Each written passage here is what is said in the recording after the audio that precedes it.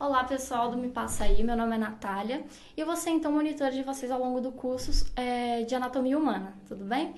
Nós vamos começar então com algo bem simples, algo bem leve para vocês terem uma introdução e conseguirem se habituar mais à disciplina. A gente vai começar então falando de o que seria anatomia humana.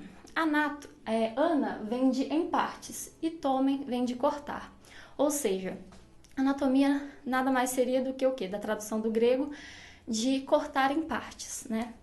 Então, desde muito tempo já se é documentado algum certo conhecimento sobre o corporal, sobre o corpo humano, né? Através, por exemplo, das pinturas rupestres. Então, isso vem desde lá dos primórdios, certo? E caminhando um pouquinho ao longo da nossa trajetória, a gente sabe que em 1500, mais ou menos antes de Cristo, devido a questões religiosas, entre outras coisas, que não se podia, então, ter um certo conhecimento mais aprofundado do corporal, porque era proibido, por questões culturais mesmo, né? E, continuando na linha do tempo, nós temos o Andrés Versalho, que vai ser considerado, então, como o pai da anatomia. Por quê?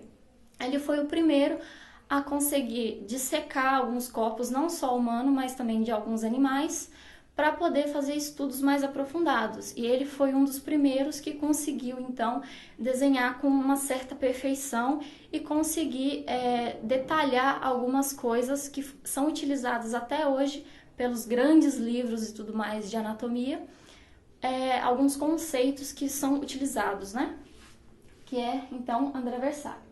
E um dos trabalhos maiores dele foi o Manis Corporis Fabrica, que vocês podem dar um Google lá rapidinho, porque é um trabalho super importante que os grandes livros de anatomia utilizam até hoje como embasamento teórico, tá?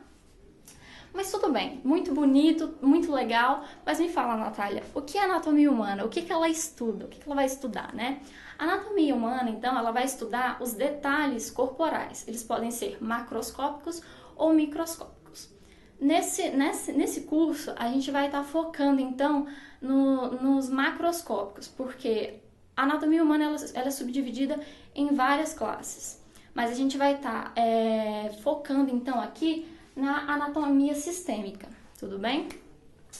E a gente vai começar, então, com algo super importante, que é sempre questão de prova, mas que é muito simples e várias pessoas erram. Então, pega o caderninho, uma caneta, um bloquinho e anota aí.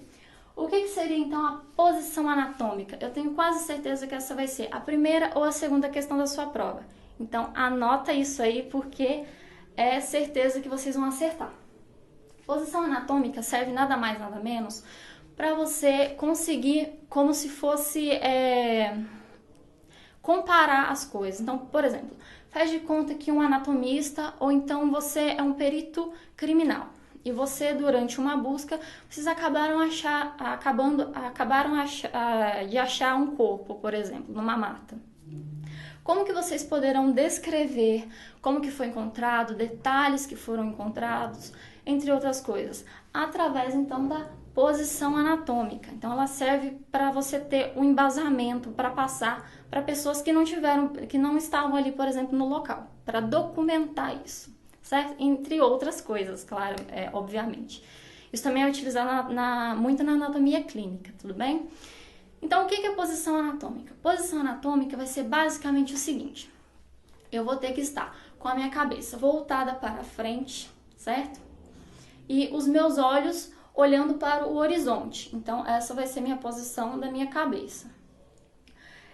Os meus membros superiores, eles deverão estar próximos ao meu tronco. O que é meu tronco? Essa região aqui, certo? Então, meu tronco vai ter que estar aqui. A minha mão vai ter que estar próxima ao tronco. As minhas mãos, elas deverão estar posicionadas perto também do tronco, com os meus dedos opostos ao meu tronco. Então, as minhas palmas deverão estar para cima, certo? Nessa posição.